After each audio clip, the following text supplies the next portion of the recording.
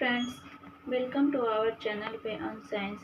आज हम लोग डिस्कस करेंगे 10th क्लास के बायोलॉजी सब्जेक्ट का चैप्टर जो सेकंड है श्वसन। इसका जो शॉर्ट टाइप का क्वेश्चन आंसर है उसको हम लोग डिस्कस करेंगे और साथ में ही हम लोग ऑब्जेक्टिव को भी थोड़ा बहुत डिस्कस कर लेते हैं। इसका आंसर दिया हुआ है लेकिन इसको हम लोग थोड़ा सा समझ लेते हैं जल्दी। तो चलिए हम लोग अपना वीडियो शुरू करते हैं। इसमें पहला क्वेश्चन है, इनमें सामान्यतः किसका उपयोग कोशिका द्वारा ऊर्जा उत्पादन के लिए होता है? तो इसमें जो ऑप्शन दिया गया है इम्यूनो अम्ल, वसा अम्ल, सुक्रोज और ग्लूकोज। तो हम लोग जानते हैं कि जो कोशिका द्वारा ऊर्जा उत्पादन के लिए उपयोग किया जाता है वो ग्लूकोज का उपयोग किया जाता है। क्वेश्चन नंबर 2 देखते हैं, पौधे में किस क्रिया के द्वारा बाहरी वातावरण से ऑक्सीजन कोशिकाओं को पहुंचता है?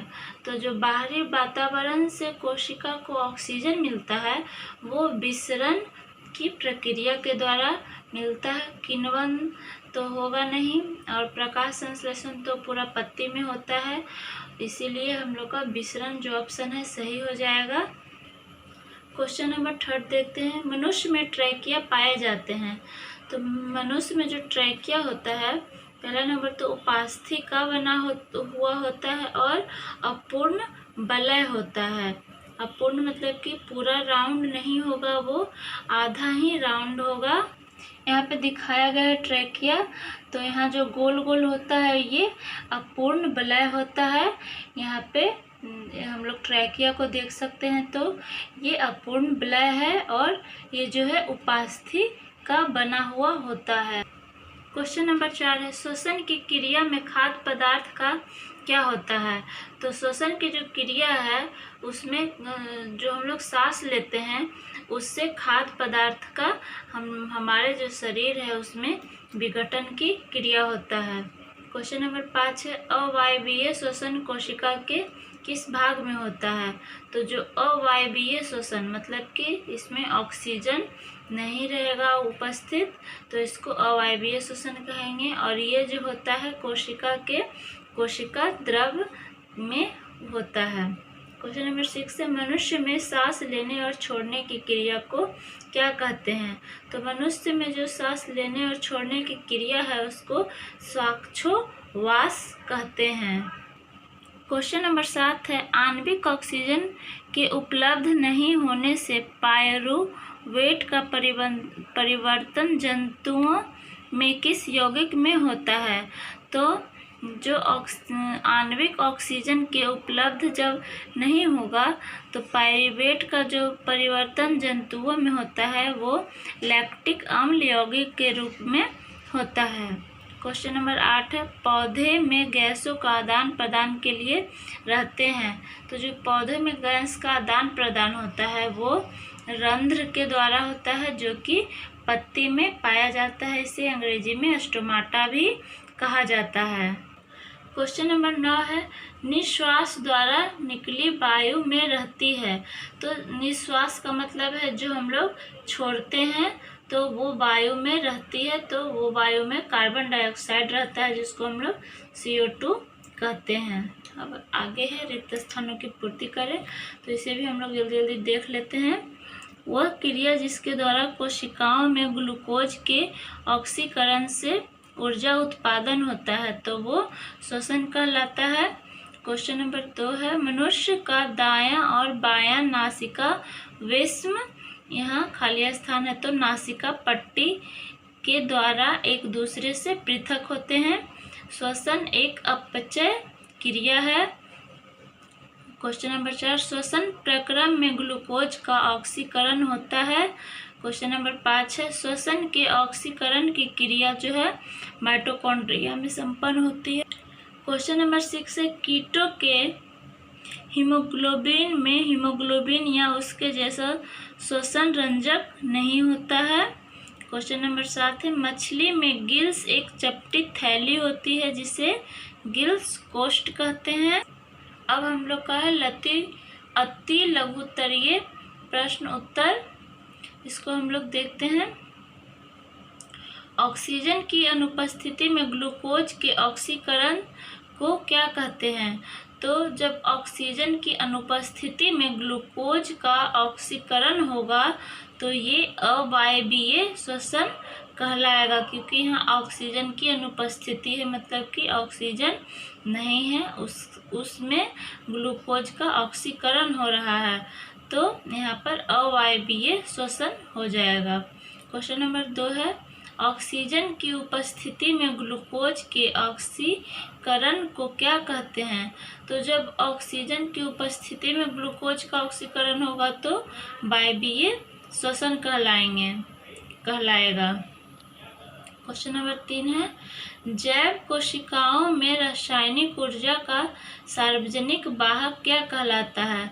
तो जैव जो कोशिकाएं हैं उसमें रासायनिक ऊर्जा का जो सार्वजनिक वाहक है वो एटीपी ऊर्जा कहलाता है। जो जैव कोशिकाएं हैं उसमें एटीपी के रूप में ऊर्जा संचित रहती है। क्वेश्चन नंबर 4 है, कोशिकीय ईंधन किसे कहते हैं?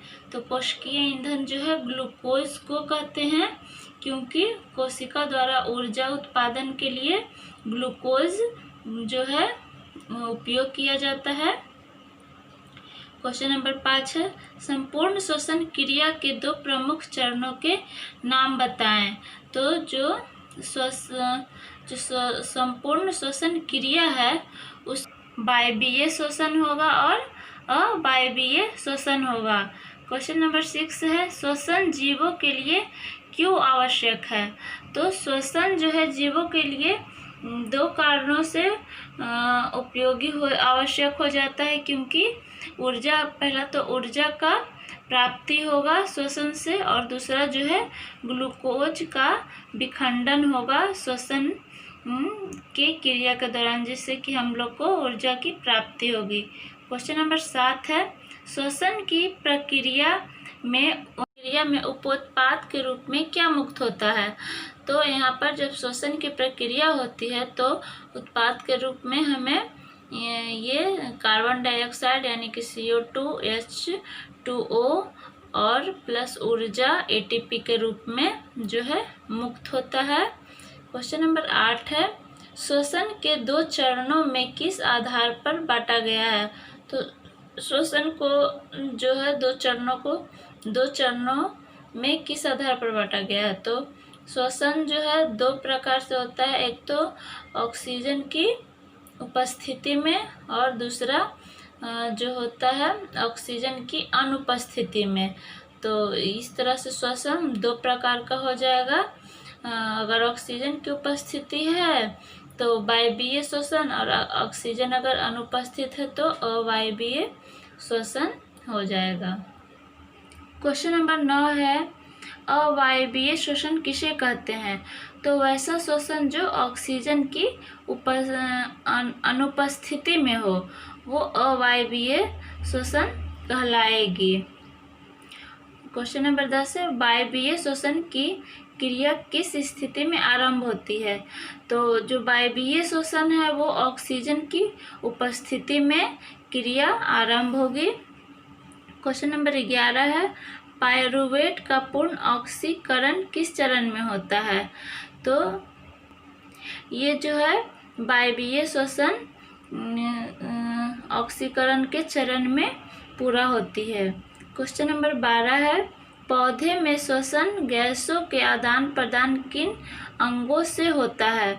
तो ये जो है गैसों का आदान प्रदान पौधे में रंध्र से होगा, त्वचा पर उपस्थित बाह्य छिद्र के द्वारा भी होगा, या आंतरिक कोशिकीय स्थान द्वारा होगा। ऐसे तो पूछा जाए तो रंध्र के द्वारा होता है या स्टोमाटा के द्वारा होता है। क्वेश्चन नंबर 13 है, पौधे में गैसों का विनिमय किस क्रिया के द्वारा होता है? तो पौधे में जो गैसों का विनिमय है विसरण क्रिया के द्वारा होता है। क्वेश्चन नंबर 14 है, अमीबा तथा पैरामीशिया में श्वसन शरीर की कौन सी संरचना के माध्यम से होता है? तो ये कोशिका के विसरण क्रिया के माध्यम से होगा। श्वसन किसमें? अमीबा और पैरामीशियम में। क्वेश्चन नंबर 15 है मछली के श्वसन अंग का नाम लिखें। तो मछली के श्वसन अंग का नाम होगा गिल्स, कोष्ठ और पट्टिकाएं। ऐसे गिल्स भी लिखेंगे तो चलेगा, लेकिन ये तीनों लिख देंगे तो अच्छा रहेगा। क्वेश्चन नंबर 16 है स्थलीय कीट तथा मनुष्य के श्वसन अंगों के नाम लिखें। तो स्थलीय जो कीट है तथा मनुष्य के श्वसन अंग का नाम लिखें। तो स्थलीय जो वो ट्रैकिया से श्वसन करेगा और जो मनुष्य है वो फेफड़ा से श्वसन करेगा। तो दो नाम हो गया, स्थलीय कीट के लिए श्वसन अंग का नाम हो गया ट्रैकिया और जो मनुष्य के श्वसन अंग है उसका नाम हो गया फेफड़ा। क्वेश्चन नंबर 17 है स्थलीय कीटों में पाए जाने वाले श्वसन का प्रकार क्या कहलाता है। तो स्थलीय कीट में जो श्वसन का प्रकार है वो ट्रैकियल कहलाता है। ट्रैकिया द्वारा विसरण क्रिया से स्थलीय कीट जो है श्वसन करते हैं। क्वेश्चन नंबर 18 है वर्टिब्रेटा के दो ऐसे वर्गों के नाम लिखें जिनमें श्वसन केवल फेफड़ा से होता है। तो वर्टिब्रेटा में दो वर्ग ऐसा है जो एक मेढक और एक मनुष्य है जो कि श्वसन केवल फेफड़ा से जिसमें होता है। क्वेश्चन नंबर 19 है मनुष्य में श्वसन क्रिया में प्रयुक्त संपूर्ण अंगों के नाम लिखें। तो मनुष्य में जो प्रयुक्त होता है अंग शुरू होता है नासिका छिद्र से, फिर लैरिक्स, उसके बाद श्वास नली, फिर फेफड़ा में जाके श्वसन का क्रिया पूरा हो जाता है। तो यहाँ पर प्रयुक्त जो श्वसन अंग हुआ वो नासिका छिद्र, लैरिक्स और श्वसन नली और फेफड़ा हुआ। क्वेश्चन नंबर 20 है फेफड़ा द्वारा श्वसन किन दो क्रियाओं से पूर्ण होता है। तो फेफड़ा द्वारा पहला तो श्वसन होगा प्रश्वास और दूसरा उच्च श्वास के द्वारा पूरा होता है। क्वेश्चन नंबर 21 है पचे हुए भोज्य पदार्थ से ऊर्जा का उत्पादन किस क्रिया से होता है।